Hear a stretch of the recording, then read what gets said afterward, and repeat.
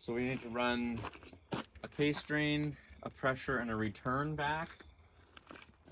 I've made some space and started brackets at the back so that we can put the hydraulic oil tank on. The only problem with that is that all of the ports are in the wrong spot now. So I have to decide whether I work with it the way it is or whether I cut and weld the ports into different spots, but then I have to clean the whole tank all over again. 3-point hitch is coming off so that the PTO box can come off so that we can make room for the other one. It might be possible to modify this one to carry the pump directly, but that's a down the road thing. The hydraulics have all been moved up by 2.5 inches to make room for the new PTO that's taller. And if you come over here and look over from the back, we have figured out that the problem with the rear steer is this very normal looking potentiometer that's supposed to be 5,000 ohms and is reading 8,500. So we've got a new one of those coming that we're going to try to shoehorn into that very fancy bracket that costs $1,000. The new potentiometer is like 30. And what else did we do? We took the spring out, took the inner spring out of the spring pack to get the spring rate closer to where it needs to be with all the stuff cut off. And made a bunch of phone calls. Oh, and we got the rest of our parts for the gearbox. So now we got to put the gearbox back together. And we got 8 inches of rain in the last week, which caused everything to flood, and our timeline got backed up by 10 days.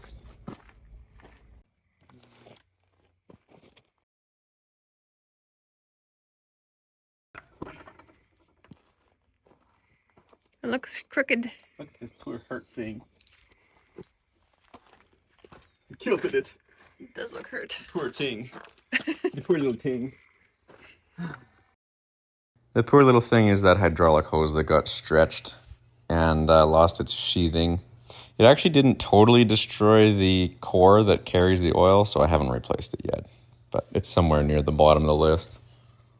So this is a quick time lapse. We were heating the bearings and freezing the shaft so that we could get them in. Unbeknownst to me, the middle one had a burr on the end of the shaft, so it took a couple tries. And then we had to hammer it, and it didn't work as good as we wanted it to. The top shaft actually had a little bit of wear on it, and it was kind of loose, but it's also supported by that bracket, so that helps a little bit. This is the gearbox that burnt on the back of the tractor, which is why we had to take the whole thing apart, clean it, change all but those 3 bearings in the big part of the case. And I had to change all the seals and one of the main bearings in the clutch housing that bolts onto it as well. So the gears themselves, fingers crossed, seem to still be hard, and they don't have any bluing on them. They were just black and had oil caked on or coked onto them. So fingers crossed that the gears survive. That's really the main part of this. The rest of it's all should be okay. The cast iron housing's warped just a little bit. There were a couple of bearings that I had to put in with locking compound, but it should be close enough. We're going to find out anyways. Getting it in to fit in the back of the tractor turned out to be way harder than I had figured when I tape measured it. Because it has that extra clutch housing on it, the drive shaft comes forward by an extra 12 inches, and I knew I was going to be 3 inches high, and I knew I was going to be 12 inches forward. What I hadn't realized is how much worse they make each other. So then I ended up having to rework the 3-point hitch again and build those 6.5-inch brackets to shim the whole assembly back by 6.5 inches and get it down by an extra 2 to get an 1/8 of an inch of clearance on the drive shaft under the SCVs. And I had to raise the SCVs by 1.5 inches from where the original location was. So it all turned out to be an extra 1.5 days of labor to get everything to fit at the back. But I'm reasonably pleased with how it turned out. So here I was trying to fit a 3-inch drive shaft in a 2 7/8 steady rest because I needed to shorten the big one instead of the little one, because the little one warped in the fire. There I used a parting tool to cut it off straight, even though I was cutting the big piece off of the small piece. Sometimes you get creative when your lathe is too small. Here I was metal 3D printing the small end of the small drive shaft to fit inside the big drive shaft. So I needed to give myself a register that was plus a 1/4 inch.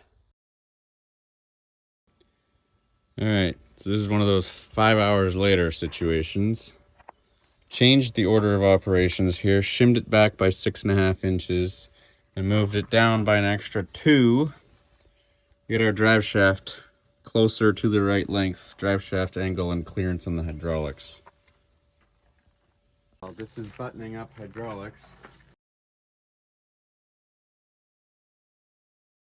Not quite, it's not bolted in yet because I still have a hydraulic leak. Now it has oil in it, although not enough to show in the sight glass. I have one more hole to drill here. The rear steer valve that's under the tank. But I should hopefully, once I make a fitting to go here, because they gave me the wrong friggin' fitting, then I should be able to mount this. And I gotta put a bracket on here to keep that from moving. Gotta make a fitting to go here. This is the pressure line for the gauge. Still can't believe they sent me the wrong fitting. Look at this.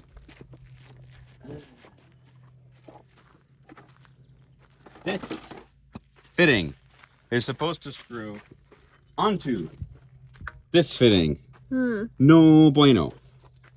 Anyways. Well, that sucks. Yeah.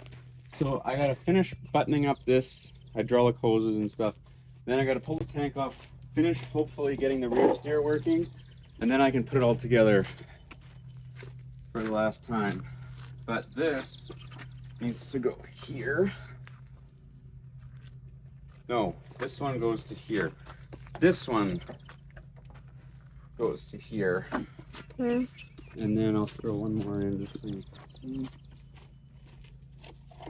Here. So. Cool. Pump supply, return from the mower. Pump pressure needs to go into the relief valve, and then we have relief, supply to the mower, return from the mower, filter, tank, drive pressure gauge. And then I can put bolts in it. And I have not got the rear steer to work in rear steer mode, but I have gotten it to work in manual. So right now we're just leaving it like that.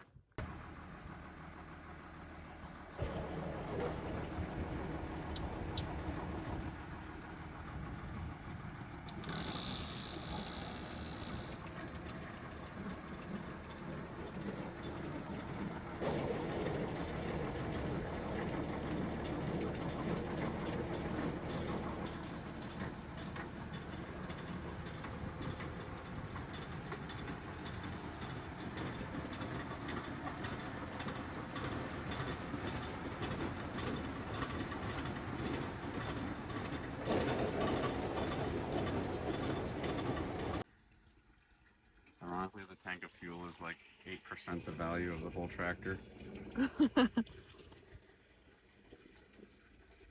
Well, getting ready for what? The maiden voyage? Yeah, driving across the yard. Across the yard. We need one more mower too. It's not there yet.